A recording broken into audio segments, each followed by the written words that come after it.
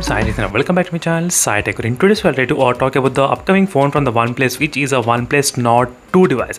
So yes friends, a lot of users they are requesting me to make a video on this OnePlus Nord 2 device, whether is it worth to wait for this phone or not, and what are the advantages and what are the disadvantages of this phone. That is what I'm going to just say based on the specifications what got listed.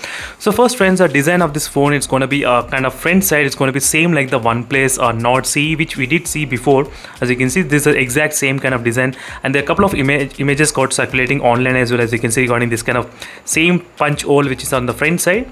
So same kind of design we'll be expecting even in the OnePlus Nord 2 device as well. But internal specifications, few of them will be definitely different from the OnePlus Nord CE. So out of that, one common difference is that both phones will be having the same kind of fluid AMOLED displays. As you can see, even the OnePlus Nord 2 will be also having the fluid AMOLED panel, and 90Hz refresh rate will be there, and same screen size. So there's nothing much difference in terms of the display. I did expect to have the 120Hz, so it should be kind of 120Hz. That will be really good, but that's not the case, unfortunately. That's another drawback. And next, in the processor, in terms of the performance friends, the phone comes with a Dimensity 1200. So there is couple of advantages and disadvantages. The Dimensity 1200, definitely this kind of Dimensity processor will be kind of really priced less when compared with the Snapdragon 870 chipset. But one thing is that the software optimization should be really good, otherwise it's waste of money to buy for the gaming the Dimensity 1200 mobile phone. That is what the Realme X1 Max users are actually facing right now, the problems. They actually bought the mobile phone for the gaming, but the games are not optimized with the high graphics enough to provide you 90 fps and 120 fps in that phone. That is what the problem. So Dimensity processor, you should remember that.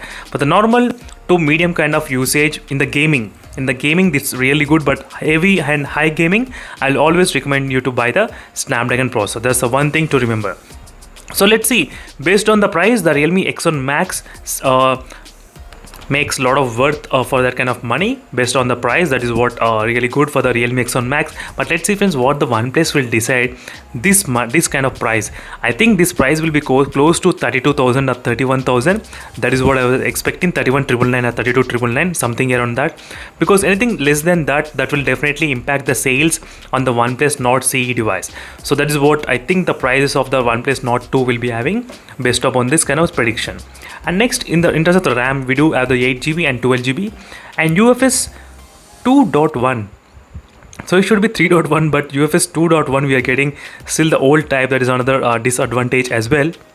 So next, there are a couple of advantages in terms of the camera. In terms of the camera, slightly upgraded. So from as you can see, 50 megapixel, and I think downgraded.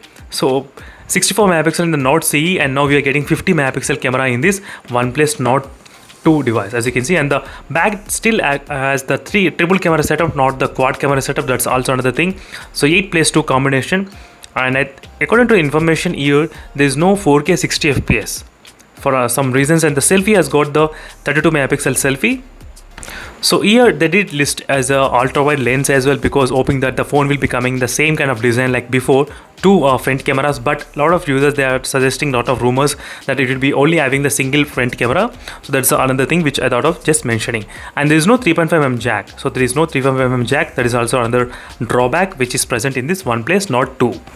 And there are other couple of disadvantages friends. The batteries are 4500 mAh of capacity and 30 watt fast charging, UFS 2.0, not 3.0 at least, so 2.0.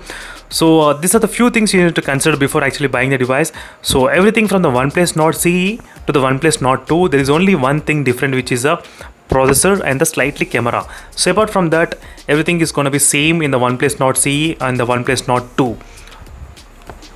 So if you ask me which phone I would pick, definitely depending on the price. If the price is close to maybe 7,000 or 8,000 difference is there, then I would go for the Nord CE only. If the price is close to maybe 3,000 and 4,000, then maybe I may buy the OnePlus Nord 2 as well. So thank you friends for watching this video, and in case if you are interested in this kind of OnePlus Nord 2, so make sure to comment below definitely in case if you want me to make any more, if you want me to buy this phone or not, particularly the OnePlus Nord 2 once after its release. So definitely do let me in the comments below. I can do that for you all, and I can review for you all. I'm waiting for the Realme GT as well. So hopefully if I get the Realme GT, I'll be able to do plenty of comparisons with other smartphones possibly. So thank you for watching this video friends. This is the final conclusion about this OnePlus Nord 2 device, and make sure to comment below what are your thoughts about the price range. And see you in the next video friends. Until then, stay tuned. buy. And one thing, final thing is that if the price is low, then it's kind of worth. If the price is slightly higher, it's not worth. You can choose other phones with the Snapdragon 870. So see you in the next video, friends. Until then, stay tuned. Bye.